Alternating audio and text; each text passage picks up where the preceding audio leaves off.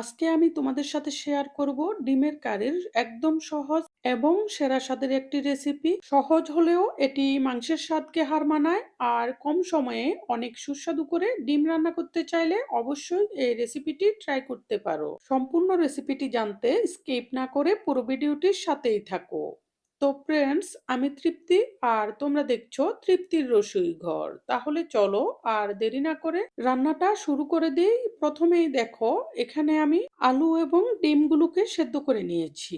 এখানে আমি 10টি ডিম আর মাঝারি সাইজের 4টি আলু সেদ্ধ করে নিয়েছি। এগুলোকে একসাথে সেদ্ধ হতে বসিয়ে দিয়েছি। এরপর ডিমগুলো সেদ্ধ হয়ে যাওয়ার পর নামিয়ে নিয়েছি আর আলুগুলোকে ভালো করে সেদ্ধ করে নিয়েছি। এরপর এগুলোর চামড়া ছিলে আলুগুলোকে এরকম বড় বড় করে টুকরা করে নিয়েছি। এরকম বড় করে দিলে এগুলো দেখতে এবং খেতে অনেক ভালো হয়। তোমরা চাইলে তোমাদের পছন্দ অনুযায়ী এগুলোকে ছোট বড় করে কেটে দিতে পারো। এখন এগুলোকে রেখে দিয়ে চুলায় একটি কড়াই বসিয়ে দিব আর কড়াইয়ে দিয়ে দিব অল্প করে সরিষার তেল। তোমরা চাইলে এখানে সয়াবিন তেলও দিতে পারবে। এই তেলটা ভালোভাবে গরম হলে এখানে আমি অল্প করে লবণ দিয়ে দিব, যাতে করে ডিমগুলো দেওয়ার পর ফুটে না ওঠে। এরপর আমি ডিমগুলো একে একে দিয়ে দিব আর অল্প করে হলুদ দিয়ে দিব এগুলো কালার হওয়ার জন্য। এখন এগুলোকে নেড়ে মিশিয়ে দিচ্ছি আর চুলার আগুনটি মিডিয়াম ফ্লেমে রেখে এগুলোকে নেড়ে নেড়ে ভেজে নিব।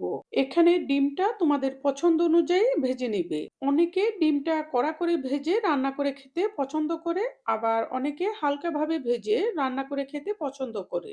তাই যে যেমন খেতে পছন্দ করো সেই অনুযায়ী নামিয়ে নিলেই হবে। এগুলো ভাজি হয়ে যাওয়ার পর আমি এগুলোকে নামিয়ে নিয়েছি। আবার অল্প করে সরিষার তেল দিয়ে দিব আর তেলটা গরম হলে আলুগুলো দিয়ে দিব। আলুগুলো যেহেতু একেবারে ভালোভাবে সেদ্ধ করে নিয়েছি, সেজন্য তেলটা একটু বাড়িয়ে দিয়ে এগুলোকে ভেজে নিব। এতে করে আলুগুলো ভেঙে যাবে না। এখানে আমি সামান্য করে লবণ এবং হলুদের গুঁড়ি দিয়ে দিয়েছি। এখন এগুলোকেও নেড়ে মিশিয়ে দিচ্ছি। এখানে চুলার আগুনটি হাই ফ্লেমে রেখে এই আলুগুলোকে ভাজতে হবে, তাহলে আলুগুলো তাড়াতাড়ি ভাজি হয়ে যাবে আর ভেঙে যাবে না। এই পর্যায়ে আমি তোমাদের কাছে একটি রিকোয়েস্ট রাখছি, তোমরা যারা আমার চ্যানেলে নতুন এসেছো, সকল ধরনের রান্নার সহজ এবং সুস্বাদু রেসিপিটি পেতে আমার চ্যানেলটি সাবস্ক্রাইব করে রেখো। আর যারা আগেই সাবস্ক্রাইব করে রেখেছো তাদের জন্য থাকছে অনেক ভালোবাসা। এভাবে আলুগুলো ভাজি হয়ে যাওয়ার পর এগুলোকে আমি নামিয়ে নিচ্ছি। যতটুকু সম্ভব তেলটাকে সরিয়ে নিচ্ছি। নামানো হয়ে গেলে এখানে আর অল্প করে সরিষার তেল দিয়ে দিব। এই তেলটা গরম হলে 1 কাপ থেকে একটু কম পেঁয়াজ কুচি দিয়ে দিব। এ পর্যায়ে চুলার আগুনটি মিডিয়াম ফ্লেমে রেখে নেড়ে নেড়ে এই পেঁয়াজগুলোকে ভেজে নিব। এগুলোকে খুব বেশি ভাজবো না, ব্রাউন কালার হওয়া পর্যন্ত ভেজে নিব। ভাজতে ভাজতে ব্রাউন কালার মতো হয়ে গেলে এখানে দিয়ে দিব 2 চা চামচ পরিমাণ রসুন বাটা আর 1 চা চামচ থেকে একটু কম আদা বাটা। এখানে রসুন বাটাটা একটু বাড়িয়ে দিয়েছি যাতে করে স্মেলটা একটু কড়া হয়। তোমরা তোমাদের পছন্দ অনুযায়ী বাড়িয়ে কমিয়ে দিতে পারবে। এখন পেঁয়াজের সাথে আদা রসুন বাটাটাকে নেড়েচেড়ে একটু ভেজে নিচ্ছি। ভাজতে ভাজতে লাল মতো হয়ে গেলে 1 কাপ থেকে একটু কম দিয়ে দিব টমেটো কুচি। এখানে টমেটোটা দিয়েছি গ্রেভিটাকে ঘন করার জন্য। তোমরা না চাইলে টমেটোটা না দিতে পারো, কিন্তু দিলেই তরকারির স্বাদটা একটু বেশি হবে। এখন টমেটোটাকে একটু নেড়েচেড়ে ভেজে নিচ্ছি। একটু নরম হয়ে টমেটোর কাঁচা গন্ধটা চলে গেলে এখানে আমি অল্প করে জল দিয়ে দিব আর মশলাগুলো একে একে দিয়ে দিব।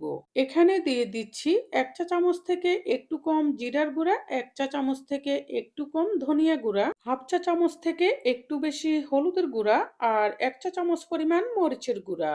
লবণ দিয়ে দিচ্ছি 1.5 চা চামচ মতো। এখন চুলার আগুনটি মিডিয়াম ফ্লেমের থেকেও কমিয়ে রেখে একটু সময় নিয়ে মশলাটাকে সুন্দরভাবে কষিয়ে নিব। আর কষাতে কষাতে এখানে 3টি কাঁচামরিচ ফালি দিয়ে দিচ্ছি। এখানে মশলাটাকে ভালোভাবে কষানোর উপরেই কিন্তু তরকারির স্বাদটা অনেকটাই নির্ভর করবে। তাই ভালোভাবে মশলাটাকে কষিয়ে নিতে হবে। কষাতে কষাতে যখন এই মশলাগুলো লাল লাল মতো হয়ে এগুলো থেকে সুন্দর সুগন্ধ বের হবে, এ পর্যায়ে আমি এখানে সামান্য করে গরম মশলা দিয়ে এগুলোকে একটু করে নেড়ে দিচ্ছি। এতে করে তরকারির স্বাদটা আরো অনেক বেশি ভালো হবে। এখানে গরম মসলাটা দেওয়ার পর বেশি কষানো যাবে না, একটু নেড়েচেড়েই এখানে আমি ঝোলের জন্য পরিমাণ মতো জল দিয়ে দিচ্ছি। ঝোলের জন্য জলটা তোমরা তোমাদের পছন্দ অনুযায়ী দিবে। জলটা দেওয়ার পর এগুলোকে নেড়ে মিশিয়ে দিচ্ছি। আর ভালোভাবে ফুটে ওঠার জন্য অপেক্ষা করব। ফুটে উঠলে এখানে ভেজে রাখা ডিম এবং আলুগুলো দিয়ে দিব। এগুলো দেওয়ার পর একটু আলতো হাতে নেড়ে মিশিয়ে দিব। খুব বেশি নাড়া যাবে না, না হলে আলুগুলো ভেঙে যাবে। এখানে আলু এবং ডিমটা যেহেতু ভালোভাবে রান্না করা আছে, সেই জন্য ঝোলটা দেওয়ার পর একটু ফুটে উঠলে ঢাকনা দিয়ে ৫ মিনিট মতো চুলার আগুন ডিম করে এভাবে বসিয়ে রাখবো। এতে করে মশলাগুলো সেদ্ধ হবে আর মসলার স্বাদ এবং সুগন্ধটা ডিম এবং আলুর মধ্যে ঢুকে যাবে। এরপর ঢাকনাটি তুলে নিব আর চুলার আগুনটি একটু বাড়িয়ে দিয়ে এখানে আমি উপরে সামান্য করে কিছু ধনেপাতা কুচি ছড়িয়ে দিব। এটা অপশনাল, তোমরা না চাইলে নাও দিতে পারো। ধনেপাতাটা দিয়ে হালকাভাবে একটু নেড়ে দিব। এরপর একটু ফুটে উঠলে চুলার আগুনটি নিভিয়ে দিব। কিছুটা ঠান্ডা হলে এটি পরিবেশনের জন্য সম্পূর্ণ প্রস্তুত হবে। তোমরা একবার শুধু এই তরকারিটা রান্না করে খেয়ে দেখো কতটা মজার হয়। ভাত, রুটি, পরোটা, পোলাও যেকোনো কিছুর সাথে খেতে দুর্দান্ত লাগে। যদি রেসিপিটি তোমাদের পছন্দ হয়ে থাকে অবশ্যই লাইক, কমেন্ট এবং সাবস্ক্রাইব করে সাপোর্ট করবে আরো নতুন নতুন রেসিপি উপহার পাওয়ার জন্য। এই বলে আজকের মতো এখানেই বিদায় নিচ্ছি। পরবর্তীতে চলে আসবো নতুন কোনো রেসিপি নিয়ে। সেই পর্যন্ত সবাই ভালো থেকো।